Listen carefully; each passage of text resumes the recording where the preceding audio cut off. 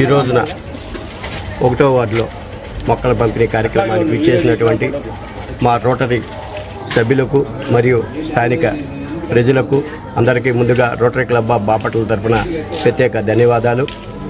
మా rotary district governor గారి ఉదయ్ పిలాని గారి ఆదేశాలతో ఈ రోజున ఈ మొక్కల పంపిణీ కార్యక్రమం నిర్వహించడం 1వ వార్డు రాజకీయపాలెం మహాలక్ష్మ చెట్టు వద్ద రామకృష్ణాపురం మహాలక్ష్మ చెట్టు వద్ద ఈ మొక్కల పంపిణీ కార్యక్రమాన్ని నిర్వహించడం జరిగింది.